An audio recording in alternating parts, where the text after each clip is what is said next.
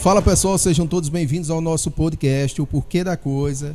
E hoje a gente está com uma amiga aqui, Catarina, a primeira mulher aqui do nosso podcast. Catarina, seja bem-vinda e fala um pouco sobre você. Muito obrigada. Primeiro, já era hora, né, de chamar uma mulher empreendedora, porque, com certeza, pelo amor de Deus. E falando um pouco sobre mim, eu acho que eu não vou começar pela minha profissão, pela minha formação, na verdade, mas eu vou começar falando sobre quem eu sou, certo? E eu me considero uma pessoa muito curiosa. Curiosa pelo que pode acontecer, curiosa pelo que eu posso fazer, e isso fala muito sobre o que eu escolhi fazer pela minha vida, que é o empreendedorismo, né? Que no empreendedorismo a gente precisa muito criar coisas novas, a gente precisa muito inovar, precisa trazer, entender, né, o que o público quer e a partir disso criar. E sua formação é? Eu sou administradora de formação, administradora de empresas e tenho especialização na área de pessoas, gestão de pessoas. E você também tem empresa?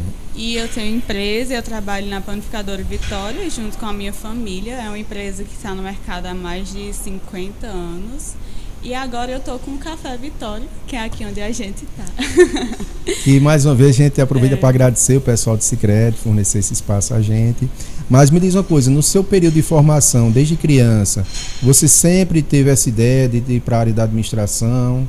Ou você pretendia entrar na outra área, qualquer não? Não, na verdade, quando eu estava crescendo, eu pensava que eu queria ser engenheira. Eu sempre gostei muito de matemática, sempre gostei muito de número, uma pessoa muito exata. Então, eu pensava que eu queria ser engenheira.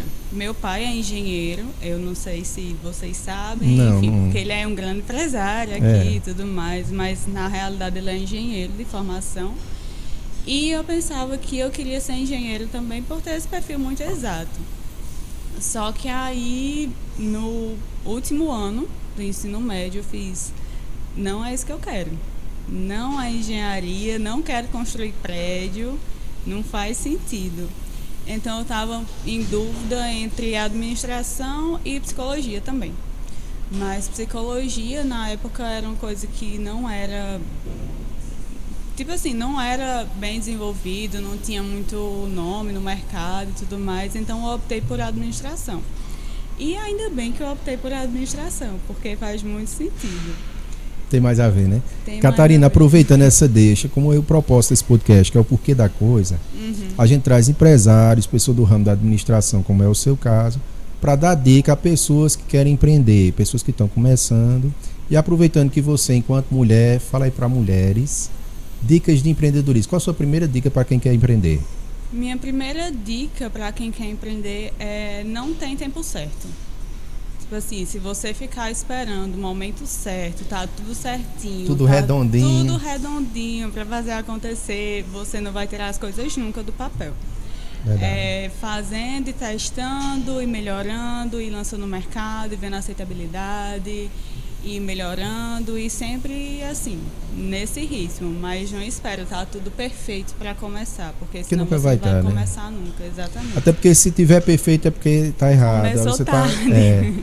Você está na zona de conforto e a zona de conforto normalmente ela faz com que a gente não progrida, não prospere, porque exatamente isso, você está naquela bolha, né? E quando você sai da bolha você vê que realmente tudo aquilo que você pensou e planejou é diferente no dia a dia, né? Exatamente. Mas você, para que o pessoal entenda, vocês trabalham no ramo da panificação. A gente trabalha no ramo da panificação, no ramo alimentício. A gente trabalha com pães, com salgados, bolos. A gente trabalha também com essa parte de lanchonete, com sopas, sanduíches.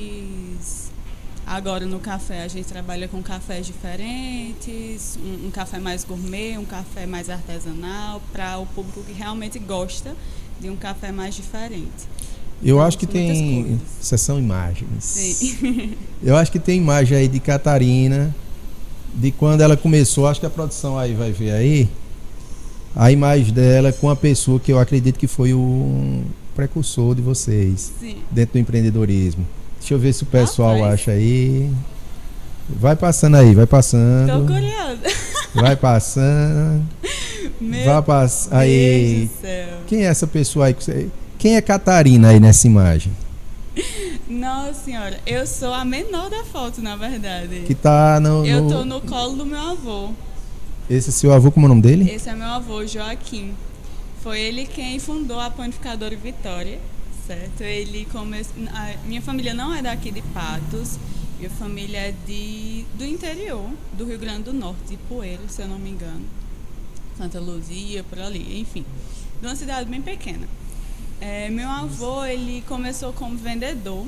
Ele vendia coisas porta a porta e tudo mais.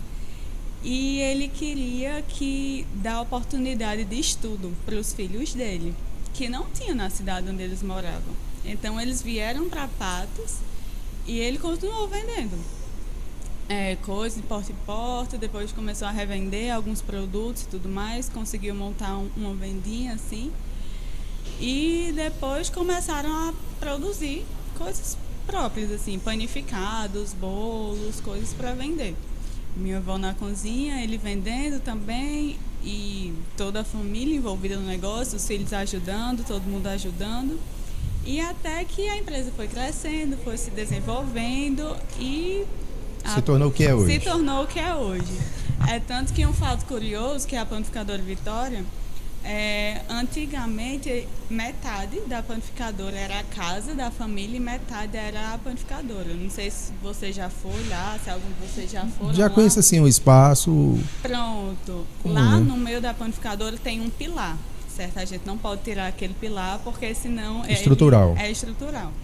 Mas daquele pilar para o lado de lá do balcão era a casa da família. E pro lado de cá era a panificadora. Catarina, uma das coisas que a gente procura no podcast, o porquê da coisa é tirar a crença limitante das pessoas. Sim. E o que está acontecendo com você contando isso, com outro convidado nosso, com o Paulino, da Reciclatec, não sei se você viu pronto. Uma coisa que a gente entende e vê é que muitas pessoas dizem que não empreende porque não tem dinheiro. Uhum. Outros dizem que quem não é rico não enriquece, ou seja, quem é pobre a vida inteira.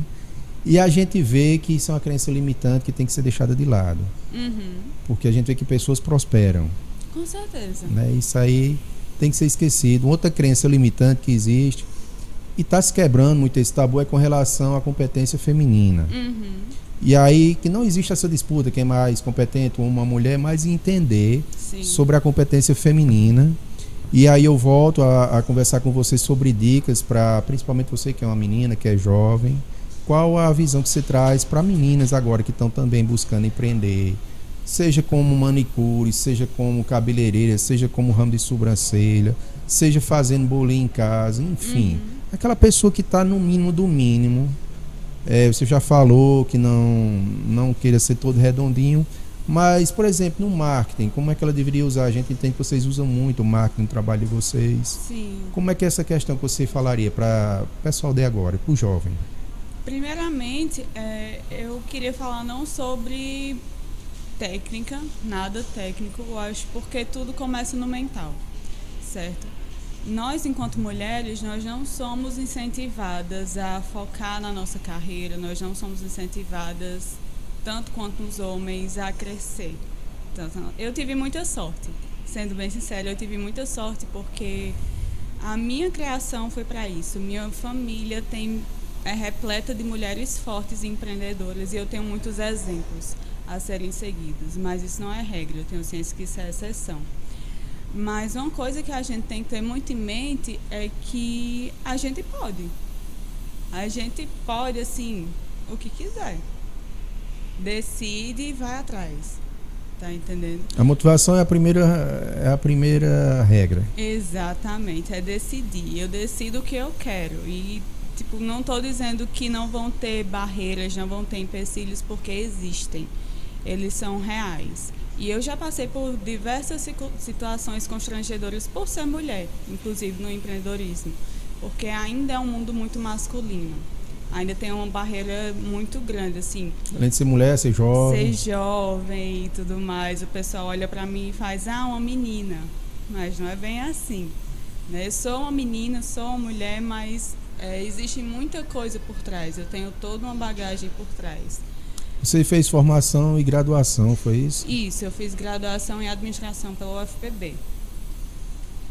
E eu acho que primeiro as mulheres têm que ter mentalidade assim de tipo, eu consigo, e mesmo que não tenha tipo assim, algum suporte muito grande, mas que se eu quiser eu consigo, sabe? O suporte vai aparecendo pelo caminho. Gente boa, gente se ajuda, gente boa se encontra. É verdade. Então, é o network. Exatamente. Vai indo que pelo caminho vai dando certo. E se o que for dando errado, a gente vai fazendo dar certo. Com certeza. E vai divulgando, assim. Um amigo pode não ter uma rede de apoio muito grande, mas se tiver um amigo que der o suporte, esse amigo vai divulgando o teu trabalho e vai dizendo para outras pessoas e etc. E a mensagem vai se espalhando e teu trabalho vai ficando conhecido. E a partir disso você vai conseguindo vender. A empresa de vocês, a panificação, né? A panificadora, ela está há mais de 50 anos, né, no mercado. Isso. Você atribui a quê? Porque tem outras pessoas que começam a empreender e 1 ano, 2 ou 3, ele não conseguem. E o que é que é atribuído? Por que é que dura 50 anos a empresa? Certo. Trazendo um pouco dos bastidores da gente também, contando um pouco da história da panificadora. Teve um momento, quando meu pai assumiu, a empresa não estava bem, a empresa estava mal financeiramente, certo? E isso requer porque meu avô ele era um empreendedor incrível, assim, mas ele não tinha estudo, certo? Então, depois de um tempo, depois de crescer, depois de fazer acontecer, chegou um tempo que ele precisava ter um controle financeiro, que ele já não tinha essa bagagem, porque meu avô era quase analfabeto. Tipo assim, ele tinha o básico do estudo. É o conhecimento empírico, né, que a gente chama. Exatamente. Mas a questão do controle financeiro e tudo mais, ele não tinha, não sabia fazer. E é até compreensível pela época também. Claro, sem dúvida. Então, acho que o primeiro motivo, na verdade, é a inovação. Porque a gente sempre está lançando coisa nova no mercado, a gente sempre está trazendo novo, a gente sempre está escutando o que os nossos clientes querem, o que a gente sempre está ali no dia a dia, então a gente sempre conversa com os nossos clientes, a gente sempre está ouvindo também através dos canais de comunicação mesmo, WhatsApp, Instagram, e-mail, etc. A gente sempre está muito atento ao que os clientes estão nos dizendo para que a gente consiga oferecer, mas a gente também tem uma gestão muito forte por trás. Uma gestão financeira, todo um planejamento por trás. Tipo assim, o que é da empresa é da empresa, o que é pessoal. E a gente tem isso muito bem definido, tem isso muito bem dividido. Eu acho que é muitas vezes onde muitas pessoas se perdem, porque acha que a empresa está prosperando, o empreendedor acha que aquele dinheiro é dele e usa o capital em alguma coisa que não vai ter retorno e a empresa fica descoberta. E aí? Precisa pagar os boletos, cadê o dinheiro? E cadê o dinheiro para pagar fornecedor, para pagar funcionário, para pagar todo mundo? Então, para quem está começando, a gente, dentro dessa sua introdução, a gente entende 2 coisas que você deixou como mensagem principal. A primeira é ter contato com o cliente, entender o que é que ele busca. Isso. E a segunda, entender o que é capital e o que é lucro. Né? Que realmente, pessoal, tem muitas pessoas que confundem mesmo. E isso é muito sério. Não só para o pequeno empresário que está começando agora, mas para o empresário já licenciado, mas a pessoa que está fazendo um bolinho dentro de casa para vender, que ele utiliza a energia de casa, ele utiliza o gás de casa, ele utiliza o detergente de casa. Como é que ele faz para fazer essa divisão? Rapaz, sabendo quanto é que ele gasta. Primeiro, assim, de tudo, saber quanto é que ele gasta para poder fazer aquele bolinho. Precificar. Precificar. Saber quanto gasta de margarina, de farinha, etc. E em cima disso colocar uma margem pequena. E depois vai se ajustando. Isso aconteceu com uma pessoa que começou a vender em salgados. É uma pessoa, tá chegando uma aguinha aí. Valeu, meu irmão, obrigado. Aconteceu com uma pessoa próxima a gente, ela trabalhava na minha casa e depois ela foi fazer salgado para vender. Depois ela foi lá em casa, vendeu em salgadinho, a gente comprou, ela estava vendendo a R$1,50. Sim. Eu disse, tu já precificou? Tu sabe por quanto tá custando isso? Eu disse, não, mas dá lucro. Eu digo, não, mas dá lucro quanto? Aí eu fui fazer uma planilhazinha com ela, ela tava tendo prejuízo. Porque é aquela história, né? Por exemplo, se eu ganhava R$200 e começar a vender, começar a empreender, hoje em dia eu tô ganhando 500. Então, para quem não tem ideia do que está acontecendo, do custo que tem, do quanto vai ter que pagar ainda, do quanto vai ter que investir, para ele está tendo lucro. Olha, eu ganhava 200, estou tendo 300 a mais. Então, isso é um bom negócio. Só que, na realidade, para se manter um negócio, para se abrir um negócio, prosperar e estar no mercado há não sei quantos anos, você precisa entender. Se não entende, estuda. Vai atrás de alguém que saiba. Tem vários órgãos aí que podem dar auxílio. Tem Sebrae, tanta coisa. Tem Senai, tem Senac. Tem o podcast O Porquê da Coisa. Tem o Porquê da Coisa. Esse é bom, viu? Exatamente. Mas deixa eu te fazer outra pergunta. Você disse que a um determinado momento da sua vida você entendeu que seria administradora, que seria a terceira geração que ia cuidar das empresas, de vocês. E a gente diz empresas porque hoje você já tem um café aqui dentro da agência do Banco Sicredi. Isso. Faz quanto tempo que começou aqui? E me diz uma coisa, tu chega a dar um cafezinho, gosta de café? Nossa, eu amo café. Eu tomei café antes de uma criança poder tomar café. Então, não tinha como ter outra coisa a não ser um café. Tinha que ter. Tinha que ter, sei lá. Eu acho que desde os 6 anos de idade eu já tomava café, então... Quer dizer que o que não vender, consome. O que não vender, consome. Não se perde. Mas sim, a gente está aqui desde que inaugurou essa agência. A gente fez 1 ano em novembro. A gente começou assim, a gente já teve algumas mudanças de receitas de café, já trouxe café gelado também, porque os nossos clientes estavam pedindo, pode ser muito quente. Então a gente veio atrás de café gelado e tudo mais. Quando a gente começou aqui, eu era uma consumidora de café. Eu gosto muito de viajar. Nas minhas viagens eu sempre vou em cafeterias, mas eu não sabia fazer café profissional, né, no caso. Então tive que fazer curso de barista, aprender a fazer café. Inclusive estou com as coisas para implementar essa semana de café filtrado e tudo mais. E assim, fui aprendendo no caminho também. Chegaram com a proposta da gente, vocês aceitam abrir o café dentro da agência? Isso, na época, eu estava sozinha na administração, porque meu pai estava doente, ele estava afastado. E eu estava sozinha para administrar a panificadora, que no caso é a indústria e o ponto de venda, a matriz, a unidade do Guedes, a unidade em frente onde era o ST Trans, que a gente tem 3 unidades, e para abrir o café. Isso em 1 mês. Eu fiz, rapaz, bora. Tocou o desafio. Não sei e como nesse momento você ainda não era barista? Eu ainda não era barista. Só um parentezinho. Explica o pessoal o que é barista. Barista é quem tem formação em fazer cafés, quem entende do grão do café mesmo, do grão do café, da torra do café. Para fazer um café bom, certo? Existe uma proporção entre água e café. Existem métodos que a bebida vai ter mais cafeína ou menos cafeína.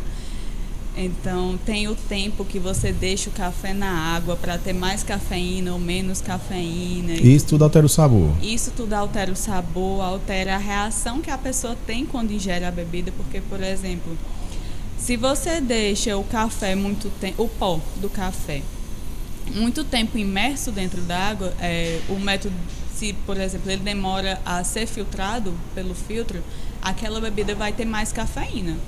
Então, se você tomar uma bebida forte, sei lá, 8 horas da noite, 7 horas da noite, um café com mais cafeína, aquilo vai alterar teu sono.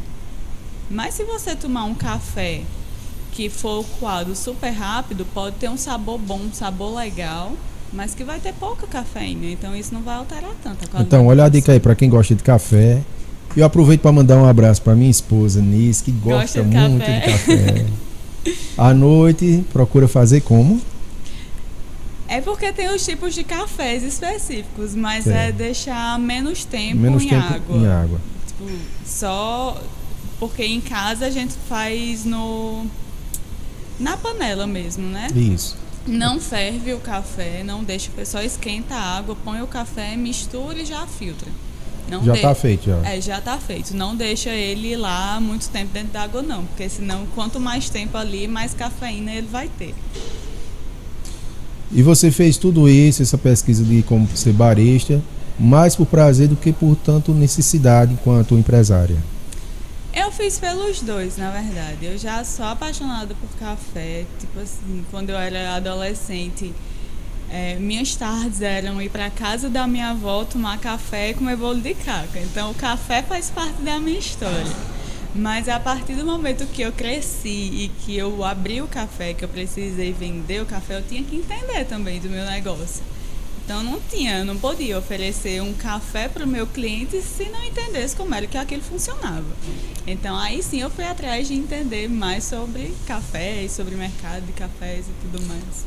Mais outra mensagem interessante que você traz para o pessoal, que não é só gostar, é procurar entender. Isso é uma estratégia muito boa, né? Sim, com certeza. Porque às vezes a gente gosta de uma determinada coisa, mas não procura aprender. E pelo fato de não procurar aprender, com certeza que vai gerar problema e quem sabe prejuízo. Esse prejuízo vai fazer com que o empreendimento, em algum determinado momento, ou ele vá fracassar, ou a pessoa vai ter muito problema em relação a isso, né? A gente fala muito que existem dois tipos de gestões: a gestão proativa e a gestão reativa. O que você fez foi uma gestão proativa. Primeiro você foi entender, buscar mercado, buscar se ambientar aquela modelagem de trabalho para poder fazer o seu investimento. E isso é importante. Então aquela menina que quer fazer sobrancelha, que quer fazer manicure, que enfim, ela precisa seguir essa linha de raciocínio que você está fazendo. É buscar conhecimento, e aí, como a gente já falou, tem o YouTube, tem várias coisas em relação a isso que ela pode se utilizar, né? Com certeza, eu acho que assim, cada um tem seu dom, sabe? Cada um recebe um dom, nasce com um dom, tem coisa que a gente consegue fazer com muita naturalidade. Mas se você quer aprender, se você quer empreender, se você quer realmente ser bem-sucedido na sua profissão, você tem que usar o seu dom e entender a técnica por trás daquilo, para você conseguir melhorar. Você não consegue melhorar aquilo que você não entende. Então você tem que saber o que é que você está fazendo. Isso a gente encontra uma matéria que eu estava vendo ontem, com o Thiago Brunet, não sei se você já ouviu falar sobre ele. E ele fala muito de empreendedorismo e de fé. Uhum. E ele conectou essas duas coisas que eu acho que é muito relevante, porque a pessoa, o ser humano, ele tem seu dom, todos eles têm. E quando a gente consegue encontrar o autoconhecimento, entender qual é o seu dom natural, a partir daquilo ali eu acho que a gente tem mais facilidade para prosperar. Com certeza. Né? Então, a sua visão foi de tomar café e de fazer disso uma coisa rentável. Pois é. O café hoje ele funciona como uma vitrine para a empresa, para uma conexão lá, ou ele já é um projeto autossustentável? Não, o café ainda não é autossustentável. Aqui o café, o ambiente é um ambiente diferente, é um ambiente mais empresarial, onde as pessoas vêm mais para gerar conexões e tudo mais, mas a gente tem um problema que é o horário de funcionamento. O horário de funcionamento daqui é o horário de funcionamento que as pessoas estão trabalhando. Então, se a pessoa não consegue inserir o seu trabalho dentro do Café Vitória, no caso, ele não consegue vir para cá, ele não consegue conhecer o Café Vitória. Mas funciona também muito como estratégia de posicionamento de marca. Café Vitória leva o nome da panificadora Vitória. Então, quem vê o Café Vitória pode... não sei se é da panificadora Vitória, etc. Mas quem conhece a marca da gente fica com aquela dúvida. Será se é da panificadora Vitória e tudo mais? Então, quem vem aqui, quem passa e tudo mais, quem vê alguma coisa em algum lugar, no Instagram, alguma publicidade, querendo ou não, atrela também a marca panificadora Vitória. E é um segmento mais diferente, assim, é uma coisa... O Café Vitória está muito para mostrar o que é que a gente consegue fazer enquanto marca, sabe? Tem muitos produtos que a gente tem aqui que não tem na Panificadora Vitória, porque é um público mais diferente, é uma coisa mais selecionada, mas que se o cliente quiser e quiser encomendar, está lá disponível. Isso é interessante também como visão para a pessoa que vai empreender, ele entender que o empreendimento dele, no outro dia não quer dizer que vai estar dando retorno, né? Exatamente. Tem um tempo de maturidade, tem um tempo de modelagem também, né? Isso é todo comércio, seja ele pequeno, médio ou grande, ele vai passar por esse processo. E quem vai empreender, ele tem que entender que ele vai ter que esperar isso acontecer. Sim, requer muita paciência. Requer paciência. Normalmente o empreendedor é agoniado do juízo. Mas tem que ter maturidade para entender que tudo leva o seu tempo. É verdade. Deixa eu te perguntar uma outra coisa. Você gosta de viajar? Gosto de viajar. Nessas suas viagens, o que é que você encontrou lá fora que você não vê aqui que poderia ter? Por exemplo, eu particularmente me preocupo muito que a gente não ensina aos jovens a questão da educação financeira. Sim. Sobre o meu ponto de vista, eu acho que isso é um gargalo para a gente enquanto brasileiro. Demais. Né?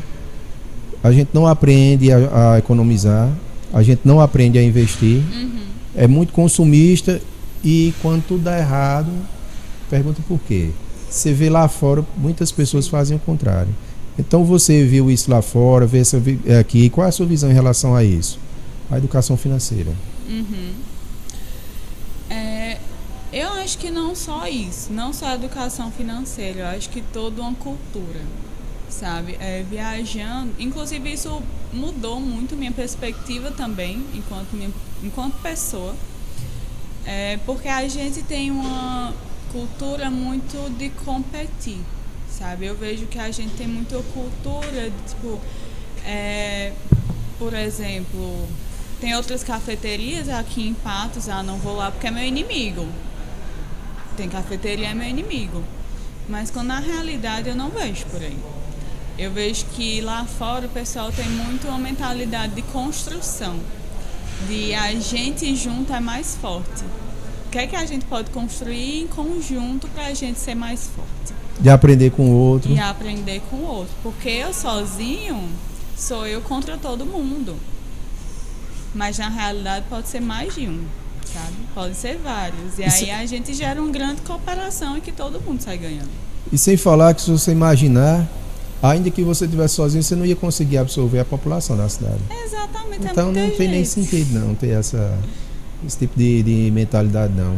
Então o que você vê lá fora, que a gente precisaria colocar aqui, é essa visão de parceria e a visão da economia financeira, da educação financeira. Sim, e também de cuidado, de manutenção. Eu vejo que a gente, isso falando de uma forma estrutural, mas que tem também a ver com a mentalidade do brasileiro. Porque, por exemplo, lá os prédios e tudo mais, eles são sempre restaurados e são mantidos para que o pessoal conheça a sua história, para que o pessoal entenda o que é que aconteceu, para que todo mundo tenha noção do que foi vivido, para que não se repita os mesmos erros de antes. E aqui a história é apagada, o pessoal não conhece história, não sabe história, nem quer saber. Então muitas vezes a gente comete os mesmos erros por não procurar saber o que é que aconteceu, nem aprender com os erros dos outros. Sai muito mais caro pagar para ver do que aprender com os erros dos outros. Exatamente, porque tem dois tipos de conhecimento, aquele que você adquire e aquele que você absorve da outra pessoa. Né? E aí vamos aproveitar para absorver um pouco do seu. Você enquanto formado em administração, vamos trabalhar um pouco a questão educacional. Vamos. O que é que você tecnicamente falaria sempre para a pessoa que está começando? Esse é o foco da gente. O que é que você viu assim dentro da faculdade que é mais relevante para se colocar nesse primeiro momento para aquela pessoa que deseja iniciar o que já iniciou e ainda não focou, não se encontrou? Primeiro que um negócio sempre é movido por venda, assim. Inicialmente, venda. Tem que vender. Entenda o seu público, entenda seus clientes, o que é que eles querem, qual o tipo de pessoa que vai comprar o teu produto para que você possa ser o melhor do mundo fazendo aquilo. Você não vê uma Ferrari fazer uma publicidade para quem não vai alcançar ela, né? Exatamente. E outra coisa que se tem que entender é que você não precisa vender para todo mundo, você não precisa alcançar todo mundo. Por exemplo, isso é uma situação hipotética, tá? Vamos dizer que eu vendo artigo de luxo. Se eu vender artigo de luxo, eu não vou fazer uma propaganda querendo agradar quem não tem dinheiro para comprar meu produto. Eu vou fazer uma propaganda voltada para a pessoa que vai comprar meu produto. Então, a pessoa que não é meu público pode falar, pode dizer o que quiser. Mas ou vice-versa, né? Ou vice-versa. Se seu público é um público mais popular, você não tem necessidade de agradar. Exatamente, eu não tenho necessidade de agradar a classe A e B, porque eles não são meu público. Então eles podem sim ficar chateados por a propaganda não atingir eles, mas na realidade eu não queria vender para eles, porque eles não têm o perfil de comprar o meu produto.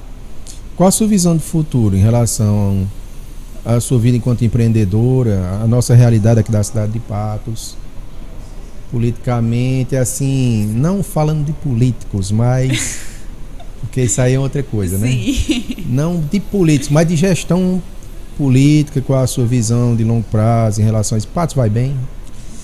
Olha, eu acho que Patos tem muito a melhorar. Eu não sou muito envolvida com política, então eu não tenho muito poder de fala. Eu, sendo bem sincera, eu não sei muito de falar.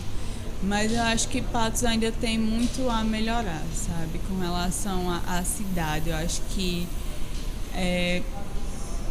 tem muita coisa que poderia ser explorada aqui em Patos. De lazer mesmo, assim.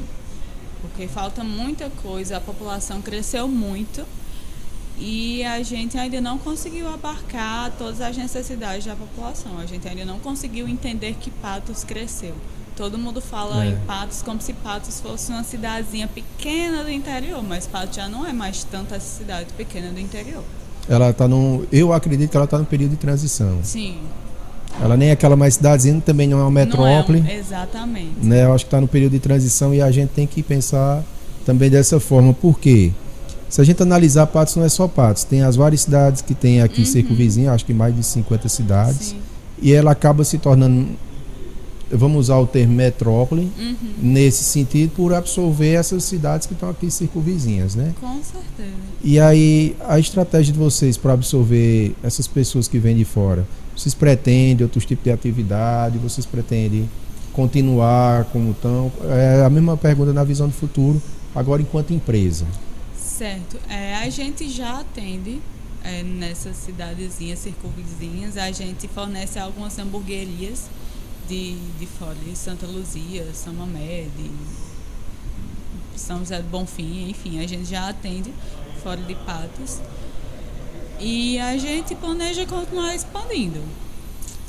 Não quero entrar em detalhes e tudo mais, claro, porque isso a gente ainda está vendo como é que vai ser a operação, mas a gente planeja sim expandir nossa operação para abarcar, não sei, não para agora também, porque isso requer um investimento maior, isso requer muito planejamento. É um investimento bem maior, assim, então a gente tem que ir com o pé no chão, sabe? Não pode colocar o burro na frente da carroça. Claro. Mas você disse uma coisa, quem hoje está começando, se ele quer colocar uma hamburgueria na casa dele, se ele quer, enfim, entrar no ramo da gastronomia, vocês conseguem dar algum tipo de suporte, então, a esse tipo de pessoas? Com certeza. A gente tem toda a linha de pães de hambúrguer artesanal, voltado para a hamburgueria. A gente deixa essa linha mais por encomenda, certo? Existem alguns pães, uma quantidade pequena, a gente já disponibiliza nos supermercados, que a gente tem a nossa unidade lá, mas também não é uma quantidade tão grande a ponto de atender uma hamburgueria e tudo mais. Mas a gente consegue trazer pães diferentes, pães de hambúrguer artesanal, pão de hot dog artesanal também, por encomenda. E a gente sempre está trabalhando em colaboração com os nossos clientes. Por exemplo, tive uma ideia de um pão Pink, dá certo fazer? Vamos ver, vou tentar.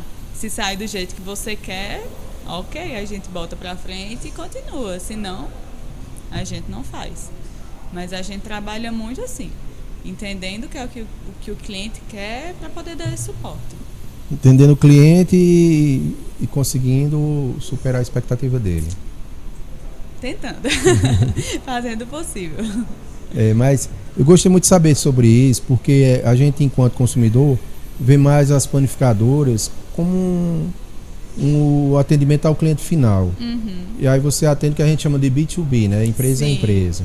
E a gente fornece a algumas empresas também. Tem o hotel que a gente fornece aqui em Patos, que a gente dá o suporte para o café da manhã do hotel.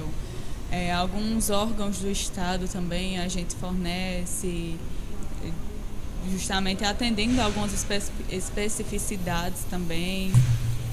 Então, realmente entendendo o cliente, sempre independente de qual for, seja pessoa física ou pessoa jurídica. No ramo de alimentação, você tem uma dica de quanto a pessoa deveria precificar e qual a margem de lucro que ele deveria ter para ter sustentabilidade?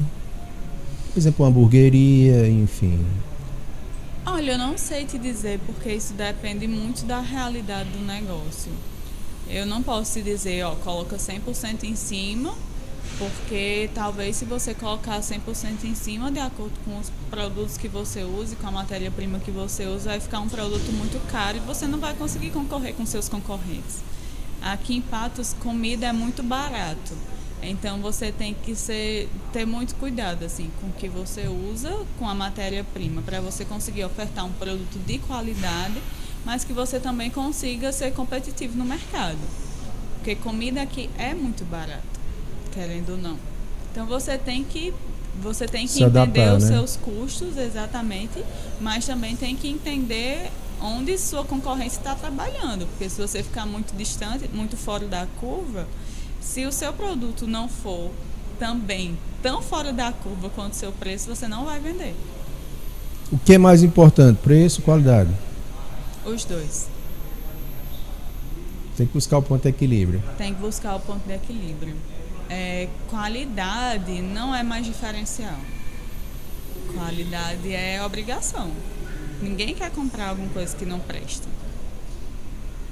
E a concorrência é grande, né? E a concorrência é grande. Ainda mais com o mundo globalizado, né? Hoje em dia a gente compra coisas da China. Mas não é verdade, rapaz? Então... Tem uma parceira nossa, a vovó Bia. Sim. Ela agora vai começar a trabalhar com roupa infantil. E o público dela é justamente esse público, até o público B. Uhum. Mas por que essa estratégia dela? Porque outros públicos, ela entendeu que realmente está buscando de fora da China. Você com o celular, você compra hoje, é uma tranquilidade. Exatamente. Tipo assim, nem todo mundo vai conseguir comprar o teu produto. Dependendo, se for uma qualidade surreal, uma coisa extremamente específica e personalizada, isso sim é diferencial. Eu estou fazendo isso especificamente para você. Você é o único no mundo que tem isso daqui. Então, agrega valor. Isso agrega valor.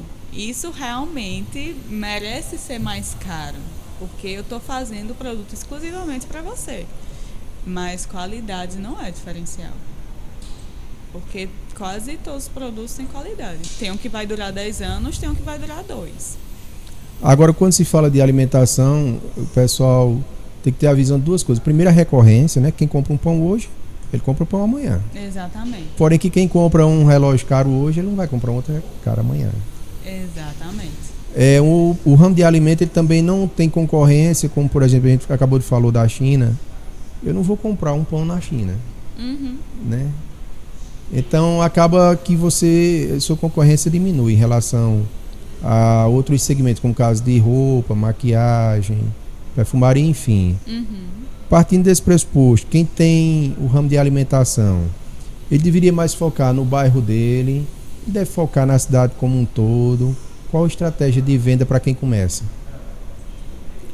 Para quem começa, eu acho que se fazer ser conhecido. Divulgar realmente, eu abri, eu tô aqui, eu existo. Eu posso atender a primeira você. regra. Primeira regra, eu tô aqui. Então, eu preciso ser visto de alguma forma. E aí você vai atrás de suas estratégias, de influencer, de publicação patrocinada, de estar presente em eventos, de colocar uma fachada bem grande na sua casa. Aí são diversas estratégias, mas primeiro você tem que se fazer conhecido. E aí depois você, de acordo com o que for saindo, com o que for vendendo, com o que você for entendendo quem compra o seu produto realmente, aí você pode direcionar mais outras estratégias. Você vai entendendo como fazer acontecer, mas primeiro você tem que ser visto. E essa questão, fazer muito e não conseguir vender, faz pouco, não atende o cliente. Existe isso no ramo de alimentação? Existe. Tem que ser um controle assim. Tem que ter muito controle para ser. É um jogo de cintura grande. É um jogo de cintura muito grande. Porque se você faz demais, desperdiça, tem prejuízo. Se você faz pouco, falta. E, enfim. Mas é muito. Pronto, como a gente trabalha, né? Quando a gente vai lançar, a gente, Panificadora Vitória, a gente aqui no café também, quando a gente vai lançar alguma coisa no mercado, a gente sempre faz uma quantidade pequena de teste e coloca. Coloca no balcão, uma parte para vender, outra parte para degustar, para o pessoal conhecer. Então vocês oferecem degustação? A gente oferece degustação. Nas panificadoras, no café também? Isso, é mais na panificadora, porque como lá é a indústria, a gente lança no mercado direto lá. Aqui no café, a gente faz degustação para alguns clientes, tipo assim, é uma degustação mais direcionada. Porque os clientes que vêm aqui, a gente já conhece mais, é um público mais seleto, são clientes que vêm aqui todo dia, assim, é um público menor. Então a gente consegue ter ideia, essa pessoa gosta de coisa doce, essa pessoa gosta mais de chocolate. Chegou uma bebida nova com chocolate, vou oferecer para ela provar. Catarina, você hoje empreende, como você já falou, no café, sua família no ramo de panificação. Mas se não fosse isso, qual um outro segmento que você gostaria de empreender? Não sei. Eu penso em muita coisa, assim, porque eu sou uma pessoa muito curiosa, como eu já falei. Mas uma coisa que me chama muita atenção e que eu vejo um gap muito grande, são duas coisas, na verdade. A parte de entretenimento, lazer, entretenimento, eu não sei exatamente o que, mas eu acho que é uma coisa que tem uma enorme abertura, um enorme gap aqui em Patos, principalmente. E outra é no setor de educação. Não educação preparatória para vestibular. Eu também não sei se teria mercado, mas mais como você estava falando, educação para um público diferente. Porque cursinho tem muito, serve para adolescentes e tudo mais. Talvez na área de administração, de empreendedorismo. Na área de empreendedorismo, escola de empreendedorismo, de educação financeira, não sei. Também não sei se seria mercado, nunca estudei a fundo sobre. Sabe o que eu estou percebendo? Essa geração nova, uma boa parte dela, está buscando muito essa área do empreendedorismo. E não sei se por causa da internet, enfim, mas eu acho que o pessoal está tendo um insight diferente, eles estão tendo uma visão diferente em relação a isso. Aquela passo a passo que o pessoal tinha antigamente, da CLT, né? Sim. Se formou, arruma um emprego, trabalha nele, se aposenta, pronto, está realizado. Acho que isso, o pessoal está perdendo essa mentalidade, e eu acho muito bom que isso exista. Mas você acha que é primordial a pessoa primeiro se educar para entrar no empreendedorismo? Ou a pessoa que não tem formação ele pode fazer essa jornada? É porque assim, o ser humano é único, cada pessoa é única e particular, então você tem que entender muito qual o seu perfil. Tem gente que tem perfil para empreender, para empreendedor, tem gente que não tem. Então, o empreendedor se constrói, vai se construindo, vai se desenvolvendo ao meio do caminho, mas assim como as outras profissões. Como o professor vai se construindo, como o engenheiro vai se construindo, como o vendedor vai se construindo. Então, tem gente que tem perfil e tem gente que não tem perfil. Se eu quero uma vida super segura, Eu não tenho perfil para empreendedor. Aquilo vai me frustrar, vai me fazer ter ansiedade. Eu não tenho aquele perfil. Opa, dica aí, viu? Como é que empreende, não tem dia tranquilo. Não é muito tranquilo, não. É uma coisa que você tem que... tem que ter jogo de cintura. Tem que entender o que é que está acontecendo para poder fazer acontecer. Isso também é uma outra crença que eu acho que ela tem que ser tirada. Que o empreendedor, o patrão, não como se diz, ele está lá numa salinha bonitinha, ele tá ganhando meio mundo de dinheiro e está tudo resolvido. Tem estabilidade, não é bem por aí. Muitas vezes o patrão é quem mais trabalha e quem menos ganha, dependendo do mês, como a gente estava conversando agora em janeiro. Que janeiro é um péssimo mês de venda. E tem um detalhe, o último que ganha, né? Porque é o último que ganha, exatamente. E o primeiro que investe. Tem que ter coragem. Tem que ter. Mais compensa? Oi? Mais compensa? Compensa. Se você tiver perfil, compensa. Se você tiver perfil de empreender, você provavelmente não se adapta num trabalho que você tenha, entre aspas, estabilidade. Como é que você vê essa questão hoje de franquias? Vocês têm visão de um dia franquear a empresa de vocês? Você acha que é vantajoso, tanto para o franqueado, para o franqueador? Acho que tem muita vantagem. Inclusive, meu trabalho de conclusão de curso na graduação foi sobre uma panificadora brasileira que virou franquia.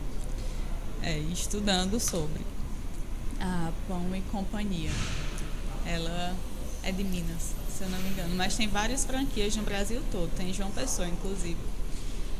E eu acho que vale muito a pena, porque o franqueado, no caso, ele já começa no mercado com um mentor, com alguém que já viveu aquilo e consegue te dar o suporte, consegue te dar direcionamento, porque em empreendedorismo você dificilmente vai ter alguém para te direcionar, alguém para te dizer o caminho. Normalmente você quebra a cara para ver que aquilo está errado.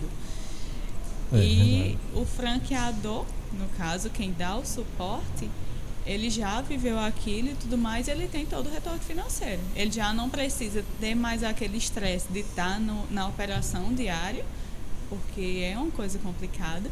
É estressante estar na operação diária, mas ele também ainda está dentro do negócio dele. Então, acho que é uma relação muito ganha-ganha.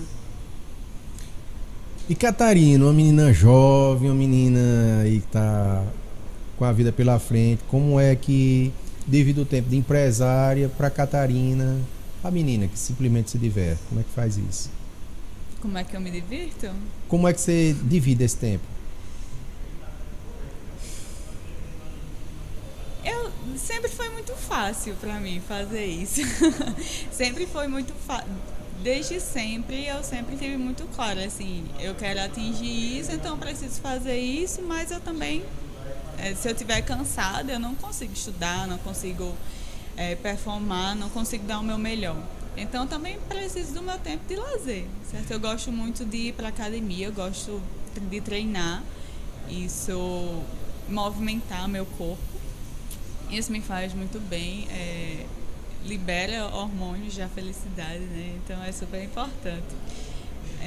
Uma coisa que eu acho importante também, que quem tiver a oportunidade de fazer, é fazer terapia para se conhecer mais, se conhecer como é que você pensa, se conhecer como é que você age. Eu acho que é muito importante.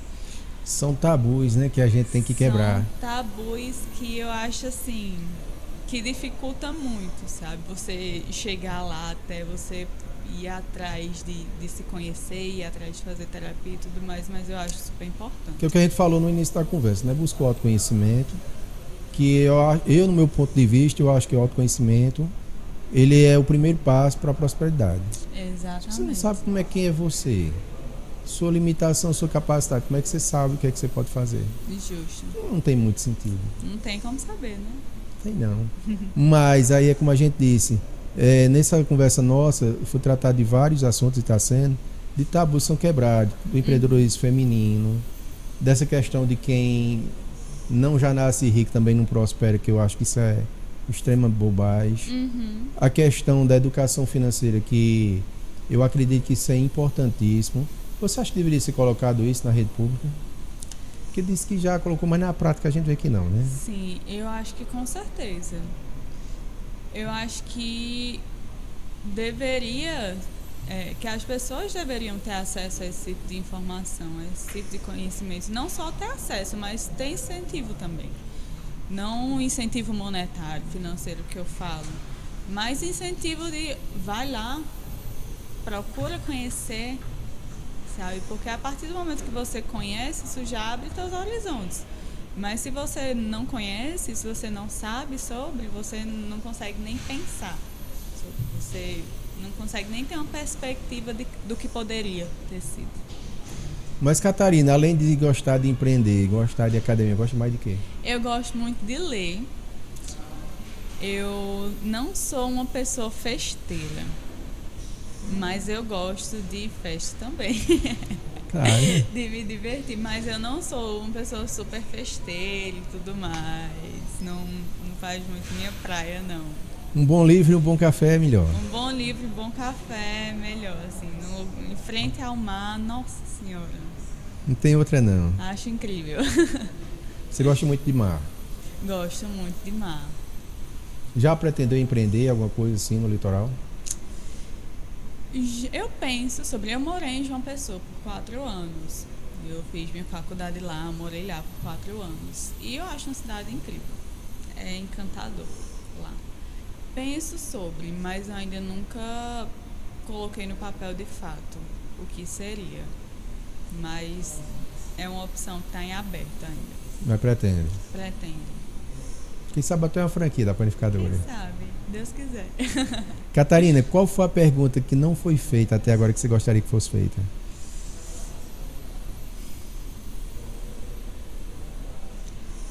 Eu acho que foram feitas todas as perguntas que deveriam ter sido, mas uma coisa que eu acho que deve ser sempre reforçada, assim, principalmente para o público feminino, é que todo mundo é capaz de realizar o que quiser, assim. Claro que existe o contexto, claro que existe o contexto social, os impasses sociais, porque... Cada um na sua limitação. Exatamente, eles existem. Mas que se existe uma vontade muito grande em você de fazer alguma coisa, de fazer acontecer, não tapa os ouvidos, sabe? Escuta. Você acredita que o empreendedorismo ele é a ferramenta para mudar a realidade das pessoas? Por que eu lhe pergunto isso antes de você responder? Normalmente as pessoas têm como foco de educação, educar o filho, colocar na escola regular, se formar e a partir daí ele diz, estou realizado, formei meu filho. Sim. Quando você se formou, você já estava realizada, pronto, já estava resolvido sua vida? Não, estava longe de estar realizada. Eu acho que esse já foi o contexto, eu acho que esse já foi a realidade, mas não acho que seja uma realidade de hoje em dia. Eu acho que tem muita gente formada e as oportunidades do mercado não são tão abrangentes assim, sabe? E existe um gap muito grande entre o que o mercado espera e o que a pessoa sai dentro das redes de ensino, né, no caso. E eu vejo o empreendedorismo como uma ferramenta maravilhosa para poder mudar a nossa realidade mesmo, assim. Eu acho que é essencial. Catarina, sabe o que é que eu vejo, observo e temo? O Brasil está se desenvolvendo educacionalmente, as pessoas em várias faixas etárias elas estão conseguindo se formar, mas eu acredito na bolha educacional. Sim, 100%. Eu acredito que num determinado momento... Pessoal, se vocês estiverem ouvindo um barulhinho é porque a gente está aqui no banco, então é natural. Então, voltando ao assunto, como eu estava dizendo, eu acredito que não vai ter vaga para tanto advogado, não vai ter vaga para tanto engenheiro, como você disse que era sua pretensão no início, mas eu acho que o empreendedor ele nunca vai perder uma vaga, porque você se reinventa. Exatamente. Essa é a vantagem do empreendedor. Em outras profissões você se forma, por exemplo, você é advogado, quer ser advogado a vida inteira. Mas o empreendedor, ele não, ele é um camaleão, né? Ele tá dando certo aqui, vai para ali, vai para lá. E aí, como mensagem final, para as mulheres que estão empreendendo, para aquela menina, qual a mensagem que você deixa? Que não deixe os seus medos te dominarem. Eu acho que é realmente a minha mensagem. Assim, muitas vezes o nosso medo de julgamento, de dar errado, enfim, o nosso medo... Não ter medo de errar. Não é não ter medo de errar. Eu acho que é impossível não ter medo de errar. Mas vai com medo. E vai se ajeitando pelo caminho. E vai dar certo. Que vai dar certo. Catarina, muito obrigado pela sua atenção. Obrigada pelo convite. Por ter vindo ao nosso podcast. Será bem-vinda outras vezes. Esse momento agora de apresentação das pessoas, você enquanto convidado, outros também. Em outros momentos a gente quer que vocês retornem para falar de assuntos específicos. Então já queria saber se você pode fazer isso. Em outro momento, tá aqui de volta falando de assuntos específicos. Com certeza, eu adorei estar aqui. Valeu, Catarina. Obrigadão, viu?